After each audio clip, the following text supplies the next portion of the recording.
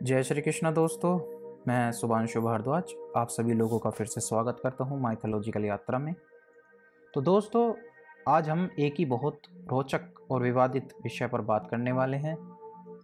महाभारत के युद्ध के दौरान किसे माना जाता है खलनायक? अगर हम दुर्योधन को महाभारत का प्रमुख खलनायक मानते हैं, लेकिन क्या वास्तव में यह ऐसा ही है?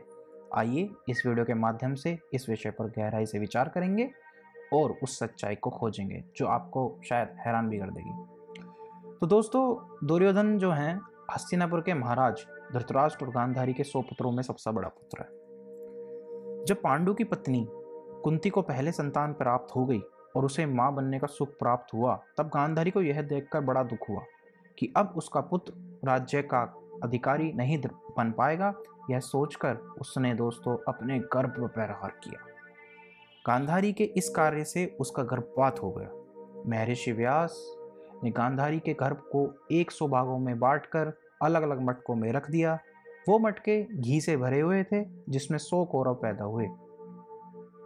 सबसे पहले गधे से जो शिशु प्राप्त हुआ वो था दुर्योधन। उनका नाम दुर्योधन रखा गया। दुर्योधन स्वभाव से ही बड़ा दुष्ट और हठी था। वह पांडवों को सदैव नीचा दिखाने का प्रयत्न करता रहता था, कोशिश करता रहता था और उनसे ईर्ष्या रखता था। उसके दुष्ट स्वभाव से ही महाभारत का युद्ध हुआ।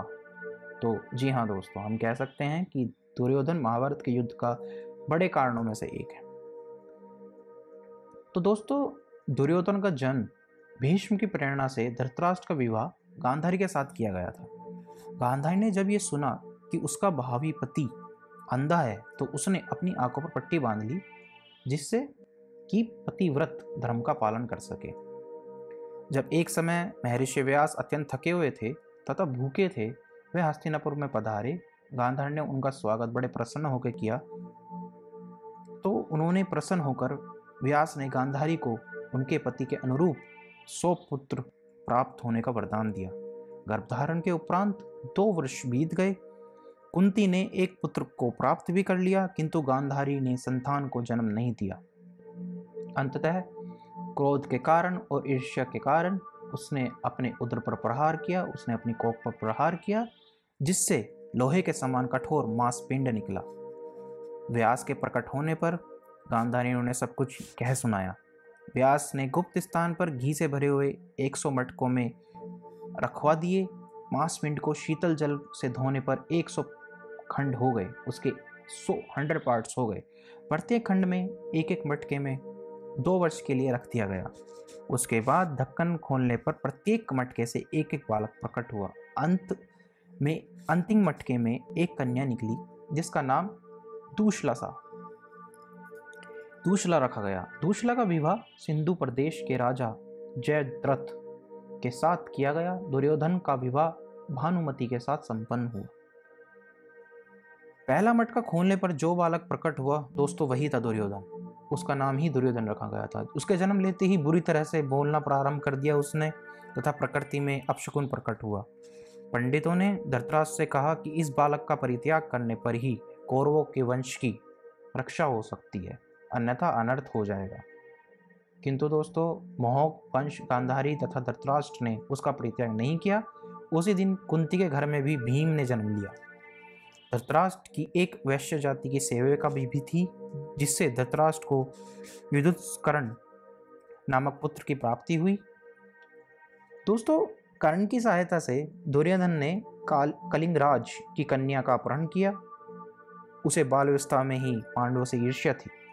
बड़े होने पर मामा शकुनी की सलाह पर चलकर दुर्योधन ने अनेक प्रकार के प्रचंड किए, अनेक प्रकार के उन्होंने गलत काम किए।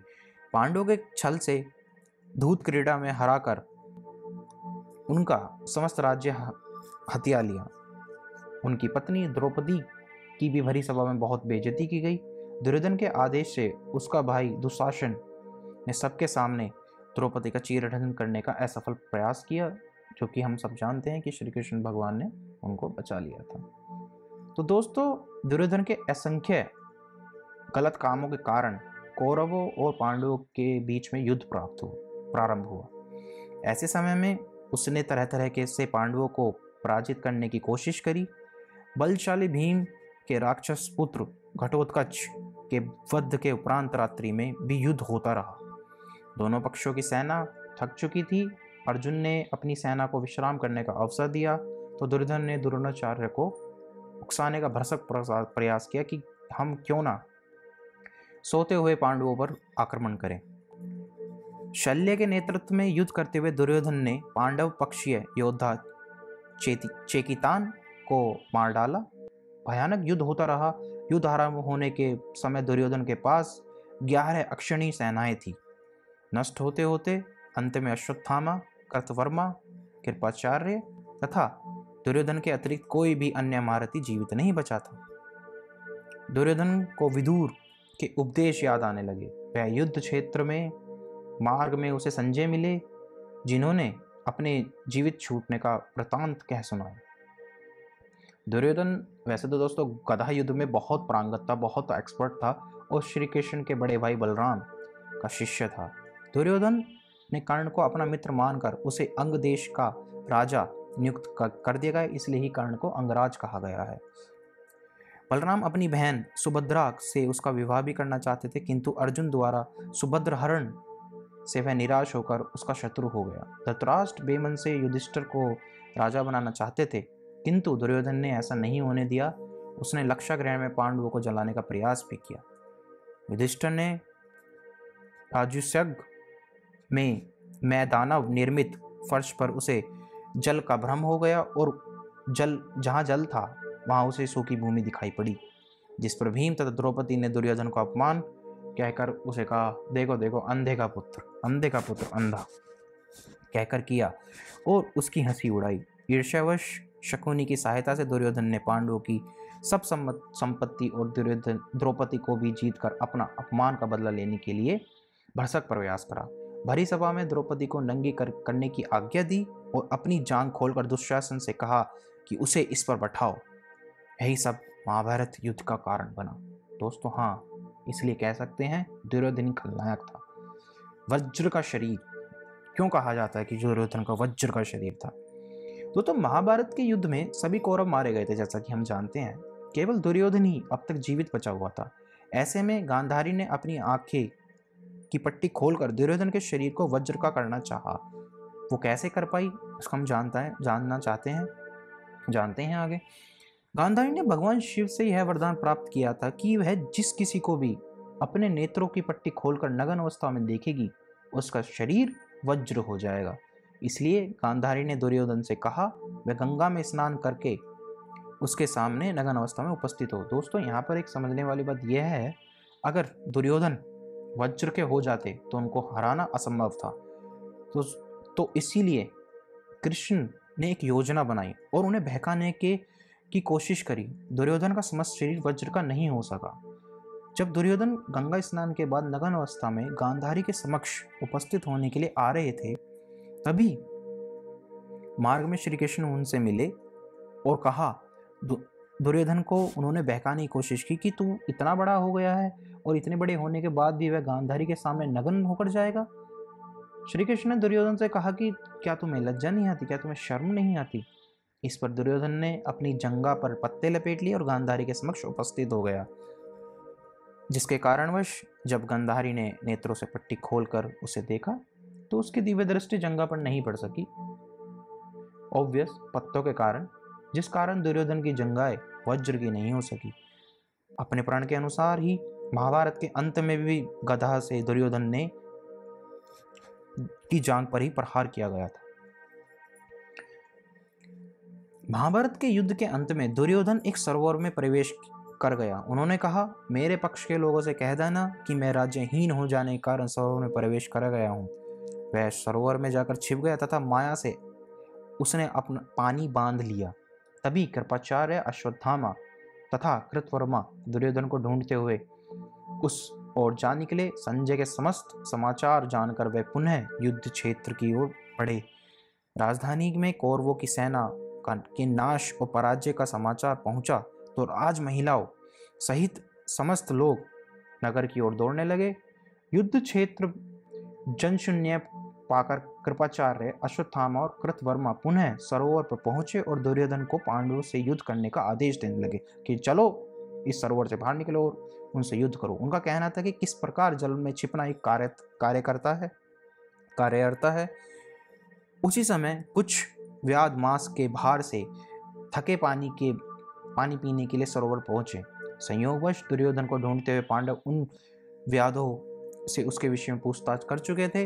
व्याधों ने उन सब की मंत्रणा चुपके से सुनी कि दुर्योधन कुछ समय तालाब में छिपकर विश्राम करना चाहता है। उन्होंने धन वैभव के लालच में पांडवों तक उसके छुपने के स्थान का पता पहुंचा दिया। दोस्तों, पांडव अपने सैनिकों के साथ सिन्हाद करते हुए दुर्योधन के पास पहुंचे। अश्वत्थामा आदि ने समझा कि वे अब अपनी विजय की प्रसन्नता के आवेग में घूम रहे हैं। अंततः वे दुर्योधन को वहां छोड़कर एक बरगद के पेड़ पर नीचे जा बैठे तथा भविष्य के विषय में चर्चा करने लगे। बाहर से दुर्योधन दिखलाई नहीं पड़ता था। अंततः वे लोग आश्वस्त थे। पांडवों ने वहां पहुंचकर देखा कि सरोवर का जल माया से स्तंभित है और उसके अंदर दुर्योधन भी पूर्ण सुरक्षित है। श्री कृष्ण ने युधिष्ठिर को भी माया का प्रयोग करने का परामर्श दिया। युधिष्ठिर आदि ने दुर्योधन की कायरता के लिए धिक्कारा कि कैसे कायर हो तुम, तथा युद्ध के लिए ललकारा। दुर्योधन ने उत्तर में कहा कि वह भयाक्रांत प्राण रक्षा के लिए नियमित वहां नहीं है, अपितु कुछ समय के लिए विश्राम करना चाहता है तथा उसके पास रथ इत्यादि की व्यवस्था भी नहीं है, इसलिए वो युद्ध नहीं कर सकता। अपने बंधु बांधवों के नाश के उपरांत वह मृगचर्म धारण करने के लिए उत्सुक है। पांडव मित्र शून्य धरती पर राज्य करें। दुर्योधन के मुख से यह कथन सुनकर युधिष्ठिर ने उसे जमकर फटकार लगाई। कहा कि तुम्हारी दी धरती भोगने को कोई भी इच्छुक नहीं है। क्षत्रिय लोग किसी का भी दिया नहीं लेते। तुम मर्द हो तो सामने आओ और लड़ो। तो दोस्तों, दुर्योधन स्वभाव से ही, जैसे हम जानते हैं, क्रोधी था। उसने कहा कि वह एक एक करके पांडवों के साथ युद्ध करेगा, एक एक पांडवों से युद्ध करेगा, गदा युद्ध करेगा। युधिष्ठिर ने उनसे कहा, तुम कवच इत्यादि युद्ध के लिए आवश्यक जो अवयव हैं ग्रहण कर लो। तुम किसी भी एक पांडव से युद्ध कर सकते हो। यदि तुम जीत जाओगे तो अपना सारा राज्य ले लेते। कृष्ण इस बात पर बहुत दुखी हो गए। वे युधिष्ठिर से बोले, आप लोगों में से भीम के इत्यादि कोई भी गदा युद्ध करने योग्य नहीं है। आपने दयावश फिर भयंकर भूल कर दी है। धूत क्रीड़ा की भांति उसे यह अवसर देना कि वह भीम को छोड़कर किसी भी और को ललकार सकता है, कौन सी बुद्धिमता है। भीम ने अवसर देखकर दुर्योधन के लिए युद्ध को ललकारा। दोनों का द्वंद्व युद्ध आरंभ हुआ। तभी तीर्थाटन करते हुए बलराम और नारद मुनि से कुरु संहार का समाचार मिला। अंत में वह भी वहां पहुंच गए। पांडवों ने उन्हें सादर अपने शिष्यों के द्वंद्व युद्ध देखने के लिए आमंत्रित किया। बलराम की सलाह से सब लोग कुरुक्षेत्र के सांपत तीर्थ में गए। वहां भीम और दुर्योधन गदा युद्ध में जुट गए थे। दोनों का पलड़ा बराबर था। कृष्ण तथा अर्जुन के परस्पर विचार विमर्श किया कि भीम अधिक बलवान है तथा दुर्योधन अधिक कुशल। अंततः धर्म युद्ध में दुर्योधन का परास्त करना बहुत कठिन है। भीम ने दूत क्रीड़ा के समय द्रौपदी के अपमान पर यह प्रतिज्ञा की थी कि मैं गदा मारकर दुर्योधन की दोनों जांघें तोड़ डालूंगा। भीम के देखने पर श्री कृष्ण ने अपनी बाईं जांघ को ठोका और उन्हें इशारा किया, जांघ पर वार करो। भीम संकेत समझ गए और उन्होंने पैंतरा बदलते हुए दुर्योधन की जांघों पर प्रहार से उनकी जांघें तोड़ डाली। वह धराशायी हो गया और भीम ने उसकी गदा ले ली और बाएं पैर से उसका सिर कुचल दिया। साथ ही धूत क्रीड़ा तथा चीरहरण के लज्जाजनक प्रसंग की दुर्योधन को याद दिलाई। तो दोस्तों, इस प्रकार दुर्योधन की पराजय हुई। युधिष्ठिर ने भीम को दुर्योधन पर पद प्रहार करने से रोका। उन्होंने भीम से कहा कि मित्रहीन दुर्योधन अब दया का पात्र है, उपहास का नहीं, जिसके तर्पण के लिए भी कुछ भी शेष नहीं बचा है। युधिष्ठिर ने दुर्योधन से क्षमा याचना और दुखी होने लगा कि राज्य पाकर विधवा बहुओं भीम भाभियों को कैसे देख सकेंगे। बलराम ने दुर्योधन को अनीति से पराजित देखा तो क्रोध में लाल पीले हो गए और बोले, मेरे शिष्य को अन्याय से गिरना मेरा अपमान है।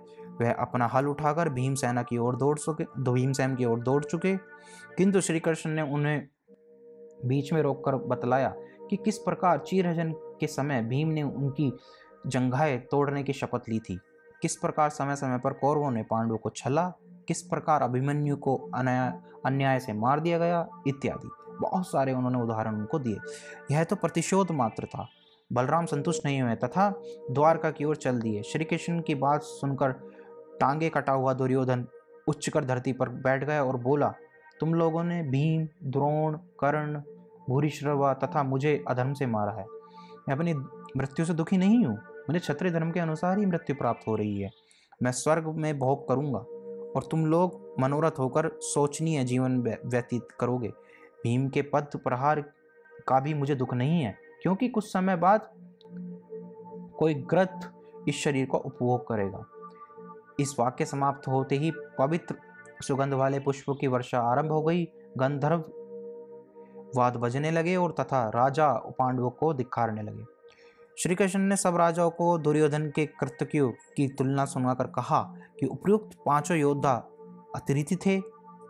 उन्हें धर्म युद्ध में पराजित करना असंभव था, किंतु वे अधर्म की ओर से लड़ रहे थे। अंततः अनीति से ही उन्हें पराजित किया जा सकता था। असुरों का विनाश करने के लिए पूर्व प्रति देवताओं ने भी इसी मार्ग को अपनाया था। सभी लोग उनकी बात समझ गए। पांडव दुर्योधन को उसी स्थिति में छोड़कर चले गए। दुर्योधन तड़पता रहा। तभी संयोग से संजय वहां पहुंचे। दुर्योधन ने उनके सम्मुख सब वृतांत कह सुनाया। फिर संदेश वाहकों से अश्वत्थामा, कृपाचार्य और कृतवर्मा को बुलाकर सब कृत्य सुनाए। अश्वत्थामा ने क्रुद्ध होकर पांडवों को मार डालने की शपथ ली तथा वहीं पर दुर्योधन ने उन्हें कौरवों के सेनापति पद पर नियुक्त कर लिया। उन तीनों के एक जाने के उपरांत उस रात वह वहीं तड़पता रहा। तो तीनों महारथी निकटवर्ती गहन जंगल में छिपकर रात व्यतीत करने चले गए। घोड़ों को पानी इत्यादि पिलाकर वे विश्राम करने लगे।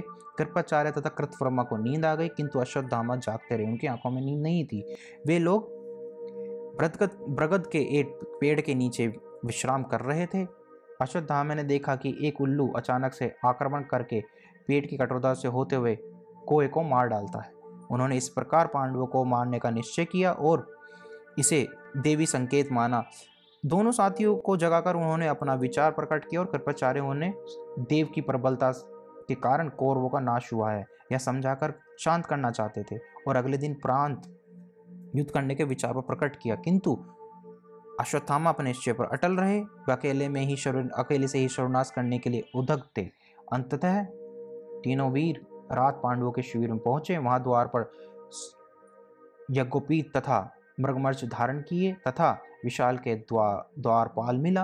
अश्वत्थामा ने अनेक दिव्य अस्त्रों का प्रयोग किया, किंतु प्रत्येक अस्त्र उस दिव्य व्यक्ति के शरीर विलीन हो गए। अस्त्रहीन होने कर अश्वत्थामा ने दिव्य पुरुष को पहचाना। वे साक्षात शिव थे। उन्होंने प्रणाम कर अश्वत्थामा ने उनका खड्ग की याचना करी। उनका दृढ़ निश्चय जानकर उनके सम्मुख तत्काल ही स्वर्ण देही प्रकट हुई। जिस प्रकार अग्निदेव का आविर्भाव हुआ तथा दिशाएं अग्नि की ज्वालाओं से युक्त हो गई, वहाँ अनेक गण प्रकट हुए। सब विचित्र भाव, भंगिमा तथा मुख नेत्र आदि से युक्त थे। उनके दर्शन से ही व्यक्ति भयभीत हो सकता था। अश्वत्थामा ने बाण, धनुष, समीदा, वाश, कुशा, वाण, कुशा तथा शरीर भविष्य रूप में प्रस्तुत किए। वे स्वर्ण वेदी की ज्वालाओं के मध्य जा बैठे। शिव ने प्रसन्न होकर कहा कि कृष्ण ने सदैव उनकी पूजा करी है, इसी से वह सर्वाधिक प्रिय है। पांचालों की रक्षा के सम्मान तथा अश्वत्थामा की परीक्षा के लिए ही की गई थी। तदुपरांत शिव ने अपने स्वरूप भूत अश्वत्थामा के शरीर में प्रवेश किया। एक दिव्य खंडक प्रदान की अनेक अदृश्य गण अश्वत्थामा के लिए साथ हो लिए। कृपाचार्य और कृतवर्मा इन दोनों महारथियों को द्वार पर छोड़कर कि कोई जीवित ना भाग सके अश्वत्थामा शिविर के अंदर गए। वहां धृष्टद्युम्न, उत्तमौजा, युधामन्यु, शिखंडी, द्रौपदी के पांचों पुत्र तथा जितने भी लोग शिविर में थे उन्हें कुचलकर गला घोटकर तलवार से काटकर मार डाला गया। वो फटने के पर शेष दोनों योद्धाओं को साथ लेकर अश्वत्थामा दुर्योधन के पास पहुंचे। दुर्योधन ने अंततः रात्रि में मृत्युकांड सुनकर संतोषजनक प्राण त्याग दिए। तो दोस्तों, यह था हमारा आज का वीडियो। प्लीज़ चैनल को सब्सक्राइब करें और बेल आइकन को भी दबाएं ताकि आप आने वाली कोई भी वीडियो मिस ना कर पाएं। हम ऐसे ही विषयों पर चर्चा करते रहेंगे। कृपया सपोर्ट करें। जय श्री कृष्ण।